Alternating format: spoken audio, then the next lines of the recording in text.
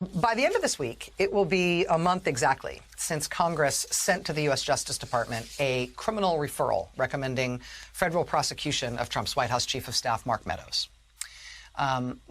They are recommending that he be prosecuted for criminal contempt for his refusal to comply with compulsory measures, including the subpoenas that he's received from the January 6th investigation. Now, the January 6th investigation and then the full House recommended prosecution for the same reason for Steve Bannon, Trump advisor Steve Bannon, when he defied subpoenas to testify.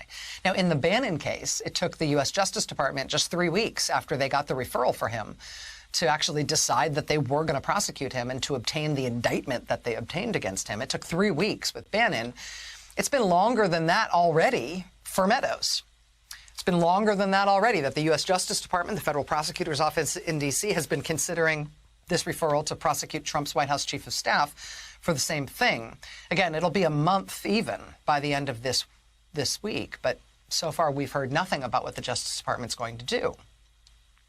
And the reason I say that is increasingly on my mind is because for the last few days here, we have been reporting on emerging evidence that in not one, not two, not three, not four, but five, in at least 5 different states, Republicans appear to have forged fake documents purporting to be the electoral slates from these 5 states. They put themselves forward officially as if they were the real duly elected electors to the Electoral College from their states, when they in fact were not. In each of these 5 states, it was Joe Biden who won the election, so those states sent Biden electors to cast the state's votes in the Electoral College. But nevertheless, in Michigan, Wisconsin, Georgia, Nevada, and Arizona, at least, Republicans filed fake documents claiming that those states had actually picked Trump electors who were going to cast the state's Electoral College votes for Trump.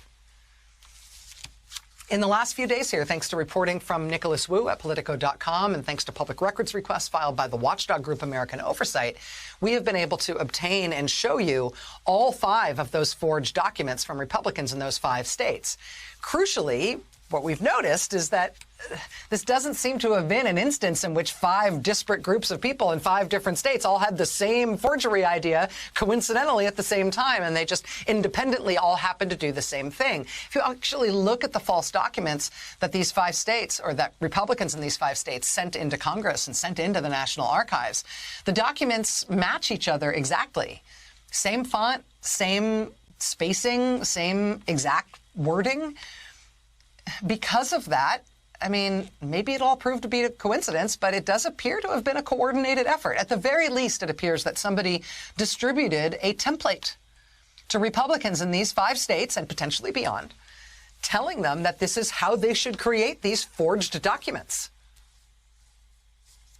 Well, the whole reason we're on to any of this is because it appears that this is something that the January 6th investigation is looking into. We're sort of reverse engineering one of their lines of inquiry as best we can. But as such, look at the Mark Meadows connection. I mean, what I'm about to show you, this doesn't say that the effort to coordinate these forgeries in 5 states came from the Trump White House. But if you look at the contempt report that the January 6th investigation created about Mark Meadows, it does seem to indicate that when he was serving as White House Chief of Staff, he was somehow involved in this. This is from the contempt referral on Mark Meadows. Quote, the Select Committee seeks information from Mr. Meadows about issues including the following. Quote, Mr. Meadows received text messages and emails regarding apparent efforts to encourage Republican legislators in certain states to send alternate slates of electors to Congress. A plan which one member of Congress acknowledged was, quote, highly controversial, and to which Mr. Meadows responded, quote, I love it. Mr. Meadows responded to a similar message by saying, we are, and another such message by saying, quote, yes, have a team on it. This is also from the letter the January 6th investigation sent to Mark Meadows' lawyer about a month ago now, when they were fighting with him about his cooperation just before he was referred for prosecution to the Justice Department. That letter told Mr. Meadows' lawyer this, quote, Mr. Meadows has also produced documents you apparently agree are relevant and not protected by any privilege at all. Those documents include a November 7th, 2020 email discussing the appointment of alternate slates of electors as part of a, quote, direct and collateral attack after the election.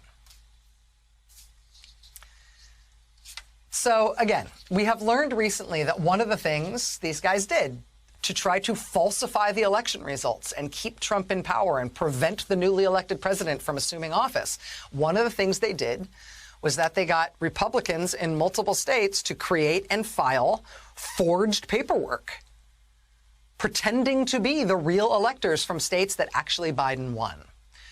We believe, now that we've seen the documents from 5 of the states, and they all match almost exactly, we surmise based on that, that this must have been some kind of a coordinated effort, that somebody gave all these Republicans in all these states a template for how to do it. In so doing, incidentally, all those Republicans in all those states who signed their names to these forged documents, they may have opened themselves individually to potential forgery charges or other charges related to falsifying election-related documents, which is a state crime in every state in the union and is a federal crime as well.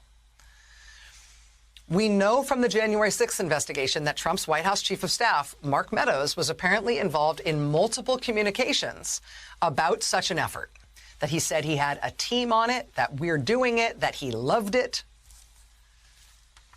And we know that the Justice Department is currently weighing the possibility of a criminal prosecution against him, in part over his refusal to talk about exactly that. Other than that, how was your day?